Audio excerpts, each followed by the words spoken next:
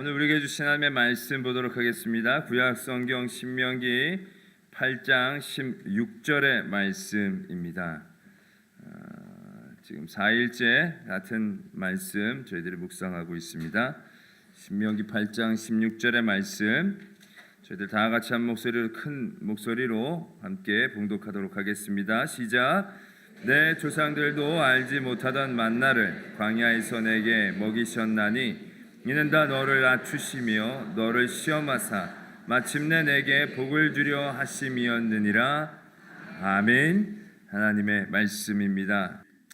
만나에 대한 말씀 우리가 신명기 8장 16절의 말씀을 가지고 계속적으로 묵상하고 있었습니다. 어제까지 우리 만나는 광야에서 얻을 수 있는 것이고 만나를 통해서 하나님은 우리를 낮추시며 또한 우리를 시험하셨다라고 적고 있다라는 것입니다. 그러면서 우리가 깨닫게 되어지는 것이 그것이지요.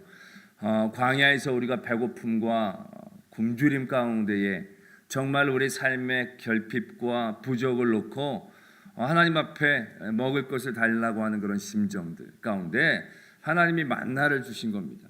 만나를 주신 그 자체는 우리들이 받아들이기에 하나님의 응답이고 하나님의 사랑이고 하나님의 은혜인 것입니다.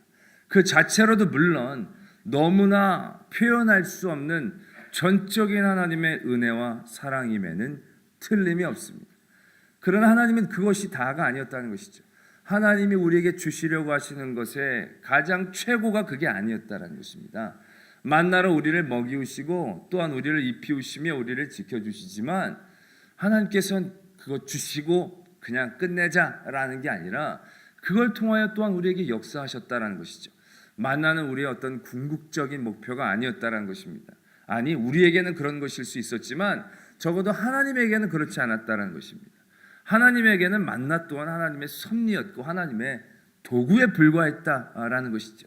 매일 아침 먹을 수 있는 그것이 우리들에게는 그냥 모든 삶의 충족감을 줄 수 있는 그러한 제목이 될 수도 있었지만 하나님은 그게 아니었다는 것입니다. 하나님은 그것을 통하여 우리를 낮추시고 또 우리로 시험하셨다는 것입니다. 우리로 훈련시키셨다는 것이죠. 만나를 우리에게 주심을 통하여 만나를 꼭 하루 먹을지만 내일의 만나는 내일 또 하나님이 주실 것으로 신뢰하면서 있기를 바라셨고 또한 6일째는 그 다음날 안식일 것까지 그들이 같이 모으면서 안식일을 지키게 하는 것. 안식일을 지킨다는 것은 그 삶의 시간의 생활의 중심이 하나님을 고백하는 그러한 신앙의 고백인 것이거든요. 그러한 것들을 이제 훈련시킨다라는 것이죠. 그러한 방법으로 하나님은 만나를 사용하셨다라는 것입니다. 그러면서 어제도 말씀을 드렸지만 마침내 내게 복을 주려 하심이다라는 것입니다.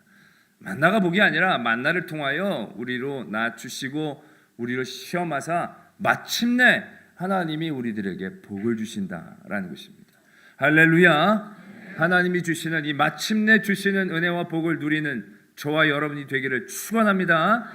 마침내 주시는 복이 뭔가 우리가 그냥 간단하게 생각한다면 가나안이 될 수 있겠죠. 하나님이 40년 동안 만나를 주시면서 그들을 광야에서 훈련시키고 나서 그들의 땅으로 들어가게 해주신 그 가나안 땅이 그들이 얻게 되어질 마침내 얻게 될 복인 것 같아 보인다라는 것입니다. 거의 비슷합니다. 가나안 땅이라는 것, 젖과 꿀이 흐르는 가나안 땅이라는 것이 마침내 얻을 복에 굉장히 근접한 모습임은 틀림이 없습니다. 그런데 그게 다가 아니다라는 것을 저희는 깨닫게 되어진다는 것입니다. 40년 동안 광야에서 살 때는 가나안 땅만 들어가면 생각을 했지요. 그러나 막상 그들이 가나안 땅에 딱 들어갔을 때에 크게 달라진 게 있나요? 어떻게 보면 더 쉽지 않게 사는 삶의 모습들이 그 가나안 땅에서 있었다는 것입니다. 광야는 살기는 힘들었지만 그렇고 괴롭히는 민족들이 많지는 않았거든요. 그러나 가나안은 이미 터잡고 살고 있는 민족만 7개의 민족이 있었다라는 것입니다. 그걸 일일이 다 쫓아내고 그걸 다 정리해야 되고 여러분들도 그 뒤에 있는 사사기와 여러 가지 여호수아부터 사사기의 말씀을 보시면 아시겠지만 다윗과 솔로몬의 왕국 시대까지도 거기를 완벽하게 다 그 민족들을 제압하고 정복해서 그 땅을 차지한 게 아니거든요. 오히려 많은 시간들 그들에게 더 괴롭힘을 당하고 그들에게 환난을 당한 것들을 우리는 기억할 수 있다라는 것입니다. 하나님께서 주시려는 마침내 주시려는 복, 가나안 땅의 모습을 갖고 있으면 틀림이 없지만 우리가 생각하는 그냥 딱 그 땅, 물리적인 땅, 젖과 꿀이 흐르는 그 땅의 모습만은 아니다라는 것을 우리는 분명히 깨달아야 한다라는 것입니다.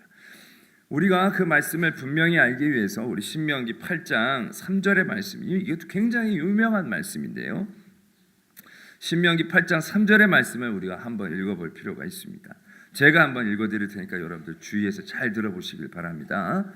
너를 낮추시며 너를 줄이게 하시며 또 너도 알지 못하며 내 조상들도 알지 못하던 만나를 너에게 먹이신 것은, 왠지 16절 말씀하고 비슷하지 않습니까? 너를 낮추시고 시험하사 너희 선조들도 먹지 못했던 만나를 광야에서 주신 이 전반부가 똑같습니다. 그리고 마침내 내게 복을 주려 하심이다라가 16절이고요. 3절은 너를 낮추시며 너를 줄이게 하시며 또 너도 알지 못하며 내 조상들도 알지 못하던 만나를 내게 먹이신 것은 사람이 떡으로만 사는 것이 아니요 여호와의 입에서 나오는 모든 말씀으로 사는 줄을 내가 알게 하려 하심이다. 할렐루야. 이런 말씀이 적혀 있다라는 것입니다. 마침내 하나님이 우리에게 주시려는 복, 그 복의 모습은 결국은 사람이 떡으로만 사는 것이 아니고 여호와의 입에서 나오는 모든 말씀으로 사는 줄을 알게 되는 것이라고 우리가 이해하는 것이 더 정확한 해석이다라는 것입니다. 그렇습니다. 이스라엘 민족들이 만나를 먹게 된 것, 어제도 그제도 말씀을 드렸지만 만나를 먹는 것 자체가 중요한 게 아니었습니다. 왜냐하면 만나를 먹는다고 영생하는 게 아니거든요. 만나를 먹는다고 뭐 다른 부족함이 생기지 않는 거 아니거든요. 만나를 먹었더니 고기가 먹고 싶어지기도 하고, 만나를 먹었더니 부추와 마늘과 파도 생각이 나고, 하나님이 주시려는 완전한 것이었더라면 그런 게 생각이 안 나게 되어져야 하는데 그렇지 않았다라는 것입니다. 왜 하나님이 그것을 그렇게 조금 부족하게 만드셨는가? 그것이 하나님이 우리에게 주시려는 궁극적인 복이 아니었기 때문에 그렇다는 것이죠. 그들에게 주시는 것은 바로 무엇입니까? 이 만나가 그들에게 어떻게 주어졌는가를 깨닫는 것입니다. 만나를 그들이 어떻게 얻을 수 있는지를 알게 되어지는 것이다 라는 것이죠. 그들이 그 다음에 그들의 삶을 영위하며 살아나가는 것이 어떤 장소에 들어가고 무엇을 먹고 난 다음에 이루어지는 게 아니다라는 것을 깨닫게 하시려는 것이다라는 겁니다. 우리는 이 말씀을 이해할 때 떡으로만 사는 것이 아니라 뭐 말씀을 먹는 것처럼 생각하지만 결국 이거는 말씀을 먹는다라기보다는 하나님의 말씀을 따라 순종하며 사는 삶을 의미하는 것이거든요.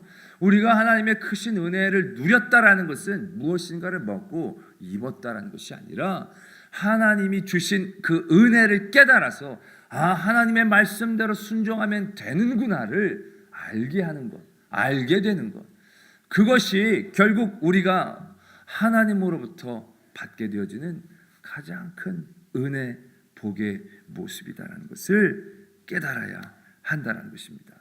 할렐루야. 우리는 늘 뭘 먹는지 그게 중요하죠. 이게 뭐냐? 만나가 중요한 것이죠. 그러나 하나님께서 만나라는 것에 정확한 이름을 주시지 않은 것은 결국 이게 뭐냐가 아니라 이게 누구로부터 왔느냐, 이게 어떻게 우리에게 주어졌는가를 알게 하는 것이 우리에게 더 중요한 것이다라는 것을 깨달아야 한다는 것입니다. 마찬가지입니다. 가나안 땅에 그들이 들어갔습니다. 가나안 땅에 들어가서도 그들이 알게 되어지는 것은 무엇입니까? 가나안 땅에 들어가면서도 그들에게 당부하는 것이 무엇입니까? 하나님을 믿고 따르면 너희들이 복될 것이고 하나님을 저버리면 너희가 화를 당할 것이다. 결국 굉장히 기본적인 이러한 명제들이다라는 것입니다. 가나안 땅에 들어와서도 그들이 만나로 먹고 산 게 아닙니다. 물질로 먹고 산 게 아닙니다. 결국 그들이 뭔가를 먹는다고 그 먹는 게 그들의 삶에 다 살이 되고 피가 되고 생명이 된 게 아닙니다. 먹는 걸 먹었을지라도 하나님의 말씀을 순종하지 않는다면 그 삶은 삶이 아닌 것이죠. 언제든지 빼앗길 수밖에 없는 그런 허허벌판에 내던진 삶 같은 것이다라는 것입니다. 그러나 그들이 먹지 못하고 입지 못했다 할지라도 하나님의 말씀을 순종하는 삶 가운데 그들이 있었을 때에 그들의 삶은 사는 것입니다. 여러분, 광야에서 하나님의 말씀을 듣지 못했을 때에 어떠한 결과가 나타나는가를 우리가 잘 알고 있지 않습니까? 가나안 땅 들어가기 직전에 그들이 하나님의 말씀을 순종하는 것을 거부했을 때 그들은 다시 광야로 내몰렸습니다. 그들의 삶은 또 바뀌었다라는 것이죠. 그들의 삶이 만나를 먹을 수 있고 싸울 수 있고 그들이 잘 판단할 수 있고 거기에 딸려 있는 게 아니었다는 것입니다. 가나안 땅에 들어갈 전력이 되어지지 못하고 그들이 세상 가운데에서 갖고 있는 조건으로 되어지는 게 아니었다는 것입니다. 딱 하나였습니다. 그들이 하나님을 신뢰하지 못했을 때, 하나님을 신뢰하느냐 신뢰하지 못하느냐의 문제다라는 것이죠. 사람이 먹고 떡으로 우리가 갖고 있는 전력으로만 사는 게 아니다라는 것이죠.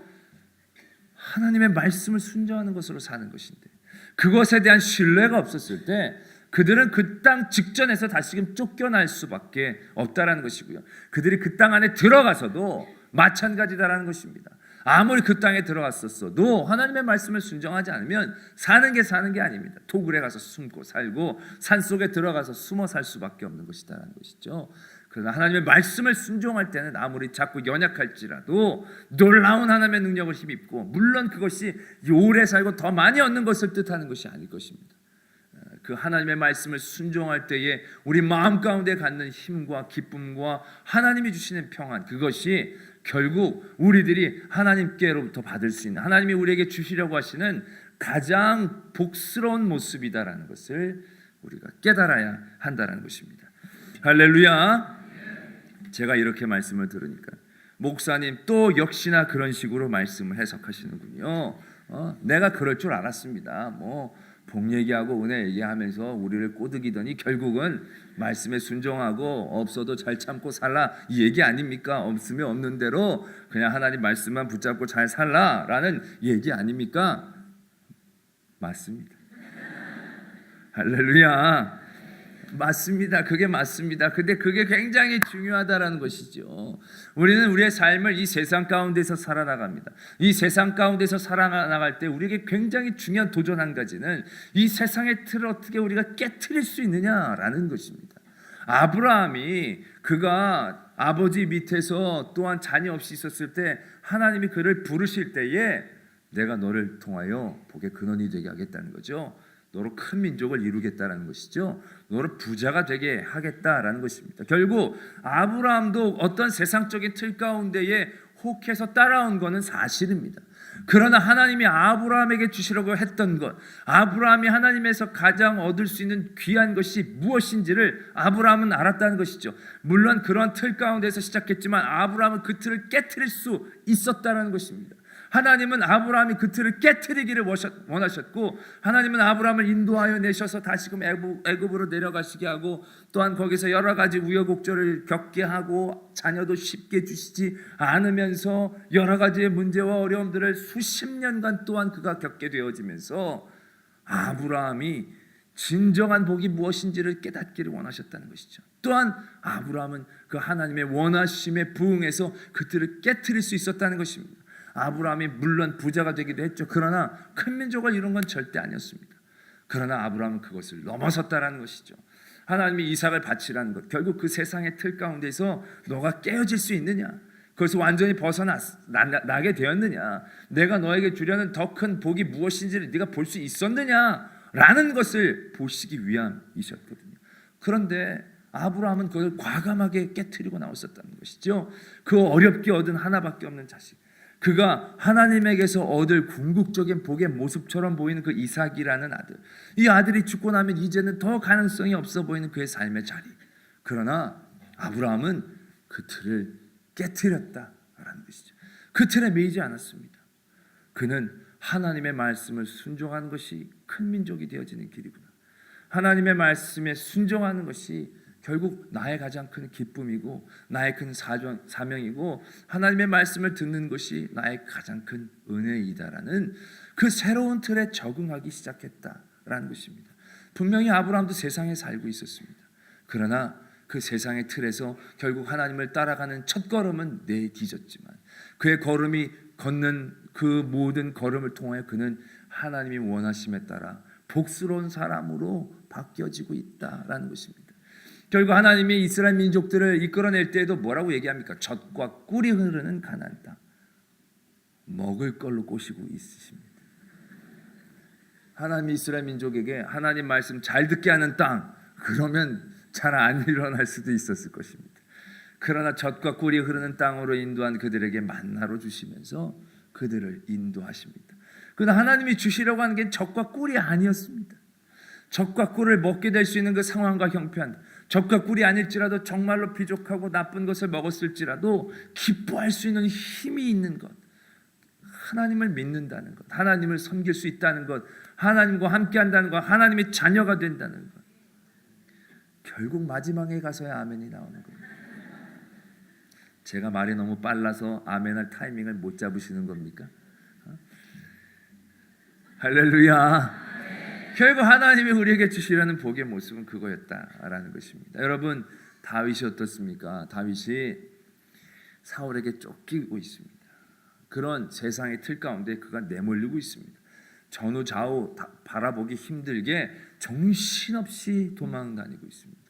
그런 틀 가운데에도 다윗은 그 세상의 틀로 보지를 않는다는 것이죠. 그 바쁘게 쫓겨가는 세상의 틀 가운데서도요, 다윗은 늘 하나님의 틀로 바라본다라는 것입니다. 사울을 만나게 되었을 때, 사울을 죽일 수 있는 기회를 얻었을 때에도 그 사울을 죽이는 세상의 틀 가운데 매이지 않습니다. 그는 하나님의 틀 가운데 매인다는 것이죠.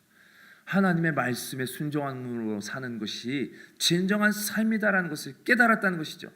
떡으로만 사는 것이 아니다라는 것입니다. 떡으로만 그의 모든 삶의 충족이 있어지는 게 아니다라는 것이죠. 사울을 죽이는 것으로 그의 문제가 해결되어지는 것이 아니다라는 것을 분명히 깨달았습니다. 거기에 있는 많은 사람들, 다윗과 따라다녔던 많은 사람들은 다 사울을 죽여야 끝날 줄로 알았을 것입니다.